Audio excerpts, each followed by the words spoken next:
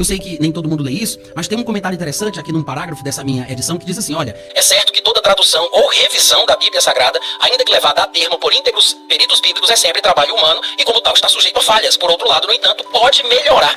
Em 2 Tessalonicenses, no capítulo 1, Paulo vem falando para a igreja de Tessalônica. A gente sabe que a entrada em Tessalônica, ela foi tumultuada, como está registrado lá em Atos capítulo 17, do versículo 1 ao 9. Aquela coisa lá de Jason, aquela sentença, e parece que ele foi até proibido de voltar para a cidade, né? Tanto é que o próprio Paulo, em 1 Tessalonicenses 18, ele disse que quis ir novamente visitar os irmãos de Tessalônica, mas Satanás barrou o caminho.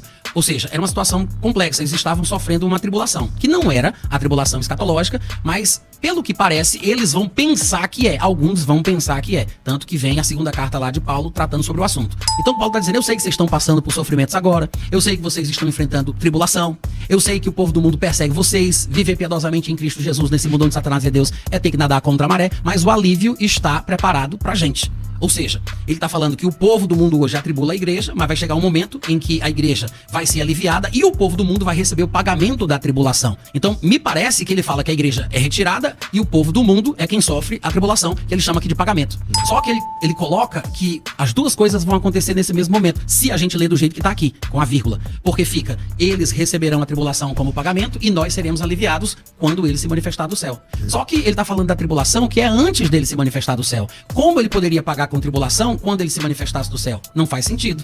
Duas coisas vão acontecer. O povo do mundo que maltrata a igreja vão receber o pagamento, que é a tribulação. É isso que ele está dizendo. Deus vai retribuir. Com o quê? Com a tribulação. Então a tribulação é o primeiro pagamento. Aí depois ele diz que nós teremos alívio. Então ele está falando que eles serão atribulados e nós seremos aliviados. Se as duas coisas acontecem quando ele se manifestar do céu, aí tem um erro.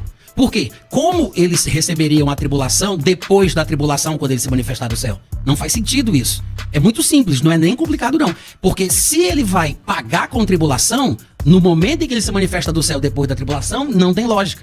O que parece é que eles não colocaram os sinais gráficos de pontuação no canto certo. Inclusive, eles falam sobre esses assuntos nas apresentações das Bíblias. Eu sei que nem todo mundo lê isso, mas tem um comentário interessante aqui num parágrafo dessa minha edição que diz assim, olha, é certo que toda tradução ou revisão da Bíblia Sagrada, ainda que levada a termo por íntegros peritos bíblicos, é sempre trabalho humano e como tal está sujeito a falhas. Por outro lado, no entanto, pode melhorar, está suscetível de melhorias. O texto grego original, ele não tinha vírgula, ponto e vírgula, 2 pontos.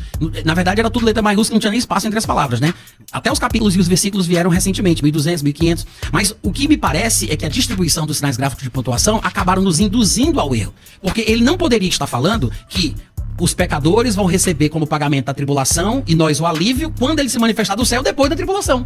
Não faz sentido. Me parece que ele está falando que o período tribulacional vai ser um pagamento para os pecadores. Porque ele diz, a igreja hoje é perseguida. Viver piedosamente em Cristo Jesus neste mundo é nadar contra a maré. Todo aquele que vive piedosamente em Cristo Jesus sofre perseguição. Não tem como não sofrer, né? Tanto que tem pessoas morrendo por causa disso. No entanto, todo esse sofrimento que acontece hoje, que não é o período tribulacional, porque a igreja não precisa estar na tribulação para sofrer, o sofrimento faz parte da igreja cristã. Ele diz, isso vai ser retribuído no momento certo. Aí ele diz, pra mim, tá, César?